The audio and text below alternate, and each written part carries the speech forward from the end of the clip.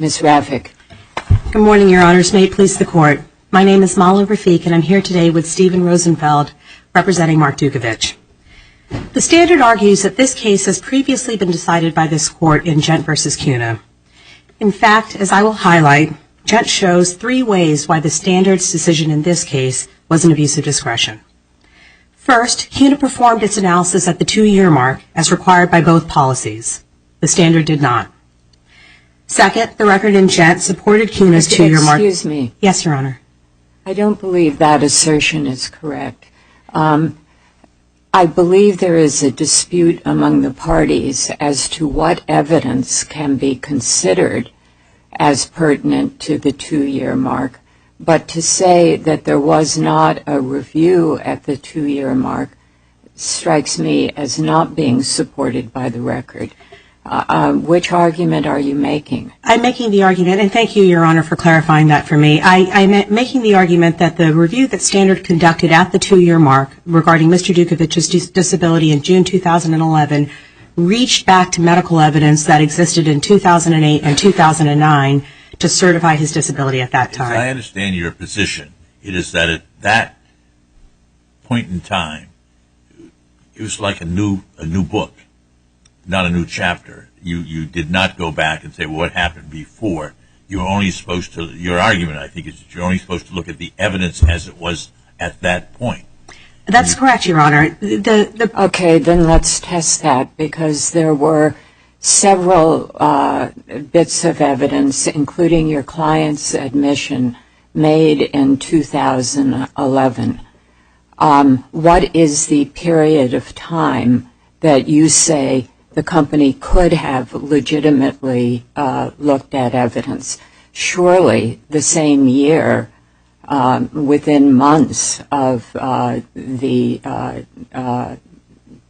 June 2011 2-year date, was relevant. Certainly, Your Honor. So the way the plan works is that in June 2011, you look to see whether a physical disability independently caused Mr. Dutkewich's disability. So I'm not saying that nothing that happened, Mr. Dutkewich's medical history prior to that date is irrelevant. But what's relevant is what the medical evidence showed at that time. So you're correct. In I believe it was April 2011, my client said, I suffer primarily from joint and muscle pain, fatigue, and cognitive limitations. He also said, I have depression. The only treatment provider at that time that was treating him for depression was Sheila Statlander. In March of 2011, Dr. Statlander wrote the standard at its request saying, Mark suffers from secondary depression due to the many losses he's experienced in his life. But his depression is stable. His mental illness is stable, and it's not. His disability now, however, is due to chronic Lyme disease. Okay. I'm sorry. I threw you off from your 3 main points. We better get them on the table, and then we'll probe them. Well, thank you, Your Honor. And actually, this was my second point, so you just moved me along. My second point was simply that the record in Gent supported Ms. Gent's disability due to mental illness at the 2-year mark. The record here simply does not support that Mr. Dutkewych suffered from substance abuse, mental illness, or fibromyalgia at the 2-year mark. And excuse me. Yes, Your Honor. Again, let's probe that just a little bit. Certainly. They had evidence from him that he was suffering from depression at that time period. Yes. Why would a decision contrary to your proposition be arbitrary in the face of that in the record? Because suffering from depression is very different from being disabled as a result of depression. So the question is not whether Mr. Dutkewych had the symptoms, whether he had depression or whether he had cognitive limitations. The question is what disabled him at that time. And there are 3, the standard, and let me rephrase that. The standard has one psychologist on record that it asked to review Mr. Dutkewich's file. That psychologist could not conclude that a psychiatric condition disabled Mr. Dutkewych. Didn't the company offer him yet another psychiatric examination around this time period, if there were any doubts about it, and he declined? to undergo that evaluation? So that offer, Your Honor, actually was not at this time period. It was in April of 2012, prior to the final decision that was made on Mr. Dutkewich's case. So at that time... Why does that matter? It matters because of this. At that time, Mr. Dutkewych had already undergone independent neuropsychological testing with Dr. Leo Shea in May of 2011, 2-day testing that revealed that depression did not cause Mr. Dutkewich's symptoms, but in fact, his symptoms were consistent with individuals that Dr. Shea, in his vast experience, had seen in individuals suffering from chronic Lyme disease. In April 2010, the standard said, look, we can offer to send Mr. Dutkewych to another forensic exam, but let me be clear.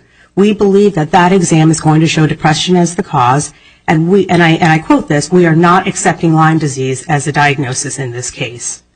So it was an optional exam, and it was prefaced with the fact that we are not sending him to anyone that knows Lyme disease because we are not accepting Lyme disease as a diagnosis.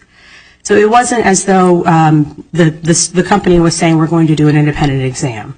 That's going to take into consideration. What was your third major point? Thank you, Your Honor. My third major point was that if mental illness, substance abuse, and fibromyalgia don't exist on the record in June 2011, then the only evidence in the record as of that date is Lyme disease as the cause of Mr. Dutkewich's disability. So And a contrary conclusion is arbitrary because the evidence for that goes back several years?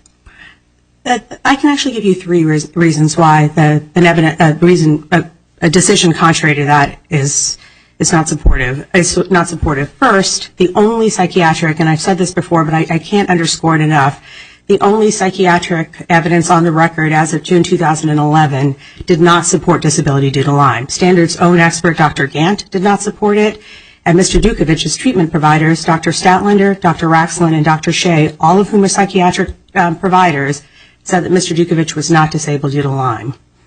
The second reason why chronic Lyme is the only evidence left on the record to explain Mr. Dutkewich's undisputed disability at that time is that Mr. Dutkewych had blood tests, had a lot of objective evidence that supported his diagnosis of Lyme and his disability as a result of it. And here I really want to make a comparison to Gent. Judge Howard and Gent found 3 pieces of evidence that were compelling to him as to why Ms. Gent did not have Lyme at the time. The first was a brain SPECT scan. Now, Mr. Dutkewych has a brain SPECT scan that was consistent for Lyme. It was read by Dr. Isselbacher, performed at Brigham and Women's Hospital, but she didn't rest on her diagnosis alone. She called doctors from Johns Hopkins, from Columbia, and from Beth Israel and said, what do you think based on these spinal tap results? And based on their consultation with her, they decided Mr. Dutkewych had chronic Lyme. Now, the second is the blood test results. In Gent, Ms. Gent did not have supportive blood test results for Lyme. Mr. Dutkewych, in contrast, has a November 2008 Western blot that was consistent with Lyme, a December 2010 Western blot that's consistent with Lyme, and a July 2009 that's consistent with Bartonella. And of course, the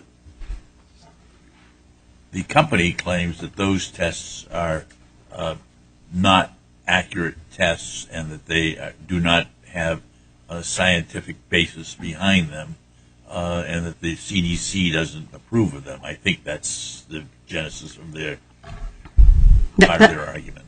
Excuse me, Your Honor. That's absolutely correct, Your Honor, but let me respond with this.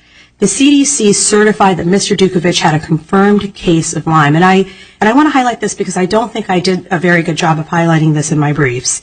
Mr. Dutkewich's November 2008 blood tests were sent to the Mass Department of Public Health here, which is charged by the CDC in investigating cases of Lyme. The Mass Department of Public Health confirmed on the basis of the blood tests that were performed in November 2008 and Dr. Hubbock's clinical exam of that date that Mr. Dutkewych had Lyme pursuant to the CDC criteria. And that documentation, which again, as I said, is not highlighted clear enough in my brief, can be found on page 1031 of the record. And again, it's a confirmed case of Lyme disease, and I want to make the point here that the CDC has 3 categories of confirmed cases of Lyme disease. Confirmed requires blood tests that Dr. Dautweiler said Mr. Dutkewych did not have pursuant to the CDC criteria. So if I just may make the third. So it comes down to one blood test submitted to the mass lab, which you say shows that the CDC diagnosed him as having Lyme disease? No, Your Honor. The CDC, the Mass Department of Public Health, confirmed that Mr. Dutkewych had Lyme disease based both on the November 2008 blood test, but also Dr. Hubbock's clinical examination. So Lyme is diagnosed both on clinical exam. You don't need a positive blood test. You need a clinical exam. And so the CDC has a checklist that you'll see on that page that lists the number of clinical symptoms that Mr. Dutkewych had. Okay. And that brings me really to my third point that Judge Howard found compelling in Gent, to the piece of evidence that Ms. Gent didn't have that exists in this case, and that's neuropsych testing. So in Gent, CUNA sent Ms. Gent to an independent neuropsychologist, and that neuropsychologist said that Ms. Gent didn't have neuropsychological symptoms, and what she did have were really due to depression. In this case, Mr. Dutkewych underwent 2 days of neuropsychological testing that came back supportive for Lyme disease. It came back with changes to his brain that were consistent with Lyme disease. And I will say that he's also had an EEG and a SPECT scan that were consistent with changes to his brain that are seen in individuals with Lyme. Now, I want to make one additional point regarding the Lyme disease diagnosis that has sort of been avoided in this case by the standard. Dr. Tremp, who's a Harvard professor and an ophthalmologist, examined Mr. Dutkewych and sees him annually, and he said that Mr. Dutkewych had changes to his left eye that are consistent with changes to the eyes that are seen in individuals with Lyme. And that's an uncontroverted piece of evidence that has never been dealt with by the standard, but it's important because it's not consistent with a diagnosis of fibromyalgia, which is how the standard explains Mr. Dutkewich's physical symptoms, but it is consistent with a diagnosis of Lyme disease. So, the crux of the district court's argument and the district court's finding, and really the standard's argument, is Mr. Dutkewych never had Lyme disease. The weight of the evidence contradicts the district court's finding and standards claim in that regard. So if Mr. Dutkewych had Lyme disease, then what we're left with is what's causing his disability today. I don't believe the district court reached a conclusion on that. The question before the district court was whether standards rejection of his claim in its various iterations was arbitrary or capricious. And I don't think that resolution of the question of whether chronic Lyme disease exists is necessary for a decision in this case one way or another. And I don't read the district court as having decided that question. I agree with Your Honor. I couldn't agree more. Please be careful about how you phrase things. I think what I've done is I've used Lyme disease and chronic Lyme disease interchangeably, and the difference is here. The district court found that standard was correct in concluding that Mr. Dutkewych never even had Lyme. And that's where the error exists. There's substantial evidence in the record to demonstrate that Mr. Dutkewych did in fact have Lyme disease. The question that the district court never reached, and I agree that this court doesn't have to reach, is whether chronic Lyme disease is real. But if you take away mental illness, if you take away substance abuse, and you take away fibromyalgia as the cause of Mr. Dutkewich's disability in June 2011, what you're left with is chronic Lyme disease, whether or not this court believes it's real. That's what the weight of the evidence shows. So what was the basis for the insurance company saying that it was fibromyalgia? The same tests, the physical symptoms? So, Your Honor, Dr. Siegel is the only, Dr. Siegel is the only doctor in the record to say that Mr. Dutkewich's physical disability in June 2011 was due to fibromyalgia. So his sole basis for this finding is a September 2008 diagnosis of fibromyalgia that was made by Dr. Goldenberg. It's the only diagnosis on the record that was made using the trigger point test, the diagnosis fibromyalgia, but it was discredited as the basis of his physical disability by February of 2009. Dr. Siegel doesn't mention that. He uses that obsolete September 2008 report to certify Mr. Dutkewich's diagnosis in June of 2011. We will see if Justice Souter has any questions at this point. Thank you. No, mine have been covered. Thank you, Your Honors. Thank you, counsel.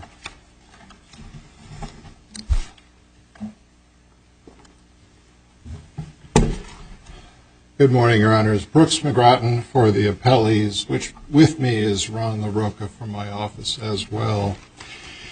Your Honor, from Standard's point of view, the appeal presents old wine in a new bottle.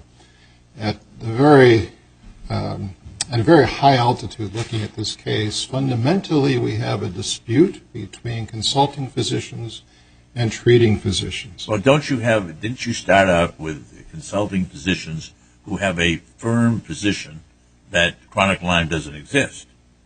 I would say Standard started out with consulting physicians who have a rich and deep history of the study of Lyme disease, who have published quite a bit in Lyme disease, and let them arrive at their own conclusions with respect to the records of Mr. But you have picked consultants for this case whose position is that chronic Lyme doesn't exist. Well, that is precisely the point that the plaintiff made to the court below. The whole argument framed to Judge Casper was that Standard went out and hired guns for this task. And Judge Casper quite appropriately rejected the contention and said, look at the credentials of the experts hired, particularly Dr. Datweiler and Dr. Siegel.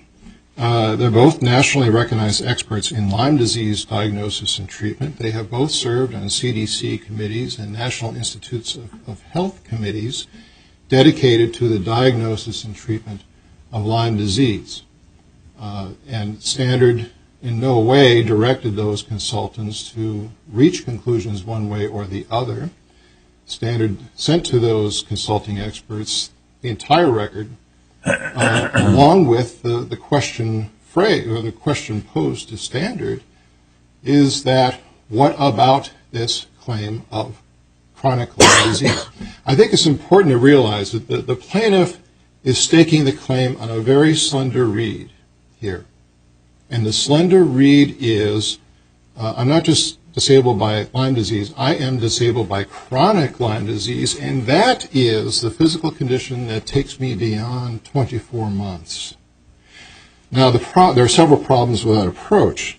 First of all, we have a dispute between the experts in the case, between the plaintiff's experts and Standard's experts, over whether there is such a thing as chronic Lyme disease, and secondarily, whether the plaintiff had Lyme disease at all, and Standard's consulting physicians voiced serious doubts about that diagnosis, principally because he was tested several times using CDC-approved criteria.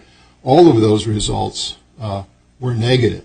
And well, not according to your sister. She says one of the results concluded positively. Yes. Ms. Rafiq referred to a test result from November of 2008. I have those in my hand. These are from the IGeneX laboratory in California, and those do indicate that the IGeneX result is positive. The CDC/NYS result is negative. Why? Why the difference? I'm sorry. Why the difference? I don't understand enough of the science to respond to that.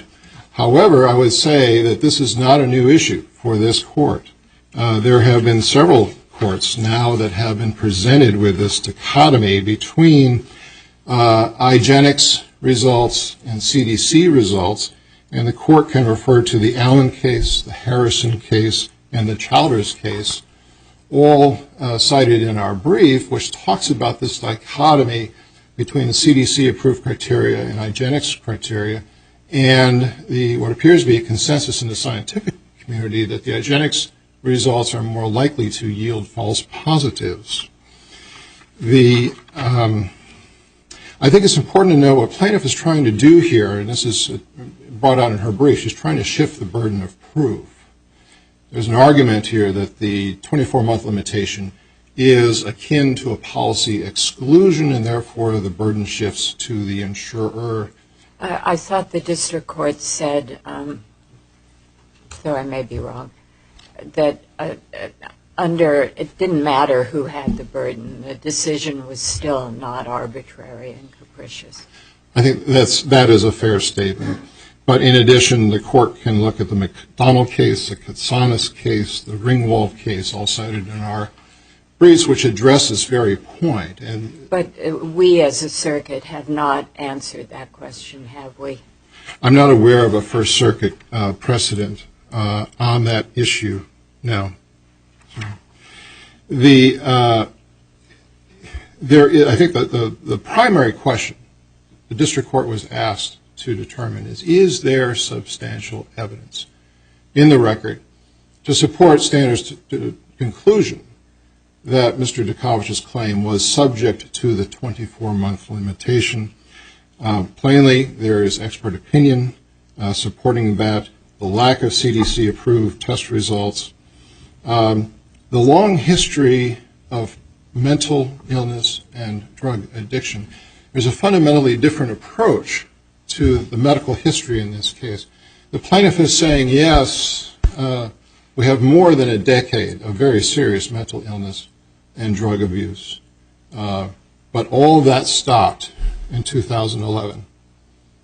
And my anxiety, my depression, my cognitive difficulties from 2011 were caused exclusively by chronic Lyme disease. And I think the position of the consulting physicians, the position of Standard is you cannot ignore the medical history. And even if we look in isolation to what is going on after the spring of 2011, Your Honor pointed to this before. We have a letter from the plaintiff directed to Standard dated April 27, 2011. This is right about at the conclusion of the 24-month period. And the plaintiff tells Standard what is going on. And the plaintiff says, my symptoms have clustered in 4 primary areas: extreme fatigue and lethargy, intense joint pain, cognitive issues, and depression, anxiety. He goes on to say, of all the symptom areas, the cognitive issues are often the most troubling to me. It is a very long and complex medical record. I think it's helpful to step back and just ask the question in the spring of 2011, why is it this plaintiff could not function as an associate? No one is claiming, really, that he was unable to get on the T, ride into town, sit at a desk. Clearly, the disabling condition is the cognitive limitations, the cognitive dysfunctions. That falls squarely within the 24-month limitation. And I would suggest even the debate about Lyme disease is largely academic, because if you examine how the policy defines a mental disorder, it rattles off a number of mental disorders, including cognitive dysfunction, regardless of cause.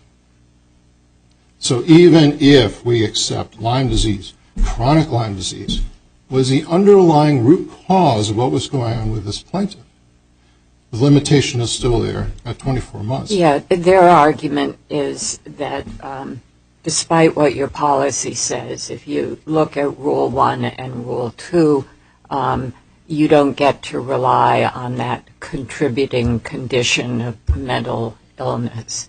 The district court, I don't think, really got into that. Was that argument presented to the district court? Not as directly as Your Honor is raising the question now. However, I would say there's nothing inconsistent between the rules set forth in the policy and the application of the regardless of cause phrase. Right. The rules simply say at the end of 24 months, we look at the claim as it stands. And is there a disability caused by some non-limited condition? And by non-limited, we mean something other than depression, anxiety, cognitive dysfunction, chronic fatigue, chronic pain syndrome. And that's precisely the analysis the Standard did at the conclusion of the 24-month period. And fibromyalgia, which one of your experts diagnosed, is one of the things which is a means that the policy doesn't cover. That's an exclusion. It is a limited condition. Understand, the Standard did pay. Limiting. Which is? Yeah, it is a limited condition. The Standard did pay for the 24 months. Yeah, up to the 24 months, but thereafter. Correct. You're absolutely correct. Yes. I think what's important here is the plaintiff below in the district court invited the trial judge to make a judicial pronouncement that there is chronic Lyme disease, and this plaintiff had it. I think that the trial judge quite wisely refused to go down that road. I think the ultimate question about chronic Lyme disease will be resolved someday by medical experts on a record far greater than what we have here. And I think it's inappropriate for the appellate court to make that kind of pronouncement, make a broad sweeping medical pronouncement. But do we have to? Can you, her basic argument is that there's a separate date when you look at all of this, and that regardless, your evidence that you're using at that date is evidence that you should not have been able to use in order to reach the conclusion to say there is no benefit beyond the 24 months. Yes, that's a fair characterization. And Sanders' response to that would be you cannot examine the claimant in isolation and ignore the medical history, but also to put a finer point on it, I think the plaintiff is saying if you examine the medical record around the spring of 2011, none of the treating physicians are talking about fibromyalgia, and she's right about that. Okay, Sanders' consulting physicians talk about it, and we have the statement from based on a very old report, she argues, based on a very old report. I'm sorry, what's based that? On a very old report, she argues. Yes, but we also have, if you examine the medical records through the time, there's no question the plaintiff is talking about fatigue, lethargy, joint pain, and as of April 2011, the claimant is talking about fatigue, lethargy, joint pain. The fibromyalgia label is not there, but certainly the symptoms are. The Ghent, Judge Casper said Ghent is instructive. I would say Ghent is really binding. Very similar facts. You have a claimant not nearly as profoundly disabled by mental illness as this plaintiff. Near the end of the 24-month limitation, the claimant develops Lyme disease. There's a question about that diagnosis. This court, on de novo review, found that the decision by the carrier to restrict the claimant to 24 months was appropriate because certainly the history of mental illness created doubts about the veracity of the Lyme disease diagnosis. That's where we are here. Were those policies similar in wording?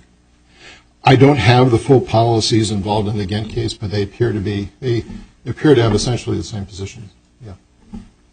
Unless the court has further questions. Well, we'll see if Justice Souter has some questions. No, the question that I wanted to raise was the relationship to the rule of the policy standard, and that's been raised, and I have nothing further. Okay, thank you. Thank you, Your Honor. All rise. The court will take a brief. Excuse me, did you reserve time for rebuttal? I reserved a minute for rebuttal. We will give you rebuttal. Thank you, Your Honor. I actually just want to make 2 points. The first is to your question, Judge Stahl, regarding the use of experts who don't believe that chronic Lyme disease exists.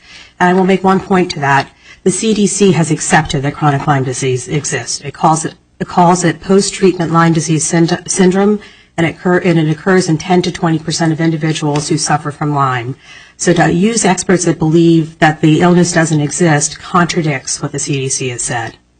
The second point I want to make is that what was alluded to is just the standards argument that if Mr. Dutkewych has cognitive limitations, regardless of the cause, he is limited under the caused or contributed to language of the mental illness limitation. That argument was not brought up during the internal appeals process, Your Honor. Excuse me. The condition is flatly stated 2 or 3 times in the rejection letter and in the post-rejection correspondence. Yes. So once again, I think the record does not support the argument. May I respond to that, Your Honor? Yes, you may. It's just the argument that what was raised during the internal appeals process is if Mr. Dutkewich's cognitive limitations were caused by Lyme, he would not be limited. If his cognitive limitations were caused by mental illness or fibromyalgia, he would be limited, and that's the distinction. This is not the Glista case. I appreciate that, Your Honor. Okay, thank you.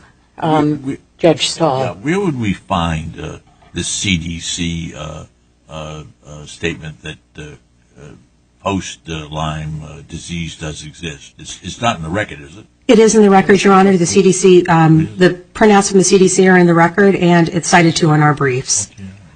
So just to help us, do file a Rule 28J letter that specifies where in the record we would find that. I will. Okay. Thank you, Your Honor. Justice Souter, any further questions? No, thank you. Okay. Thank you. Thank you.